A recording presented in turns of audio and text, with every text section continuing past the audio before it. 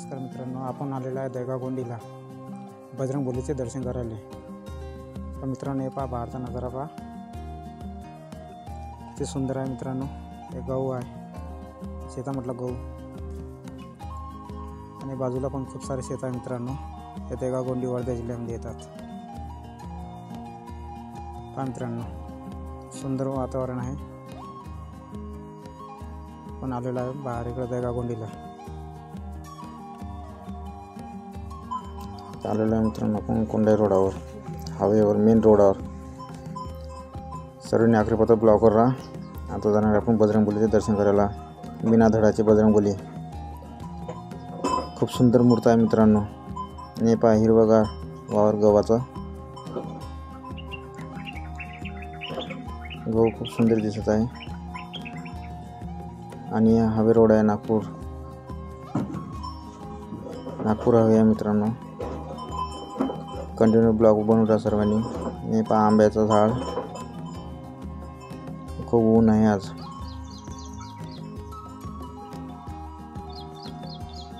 चला मित्रांनो, आता आपण जाऊ बजरंगबलीचे दर्शन करायला। सर्वांनी आखरीपत्र ब्लॉगवर राहा।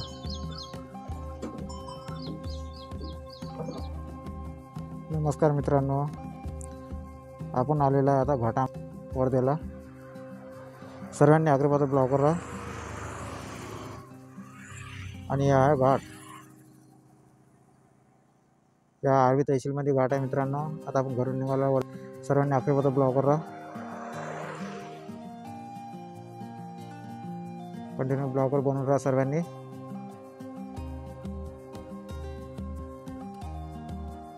चला मित्रांनो, आता आपण जाऊ। या गहू लागलेला आता निघून आलेला आहे। आपण दर्गागोंडीला चाललेलो आहे मित्रांनो। आता जायच्या वेळेस तर मनामध्ये हे पहा छोटंसं मंदिर लागलं, आणि खूप छान देवस्थान आहे। चला मित्रांनो, आता आपण तिथं जाऊन पाहू सर्वांनी कसं आहे मंदिर।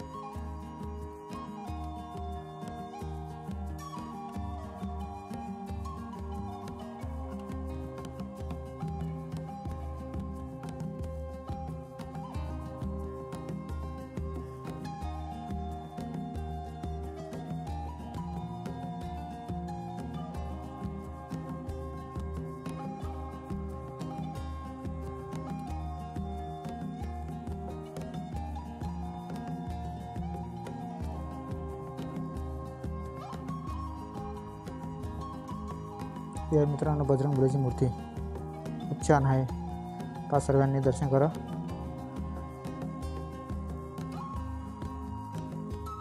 कसा आपला ब्लॉग लाईक कमेंट करून जरूर सांगा। चला मित्रांनो, भेटू नेक्स्ट ब्लॉग मध्ये। तोपर्यंत बाय बाय।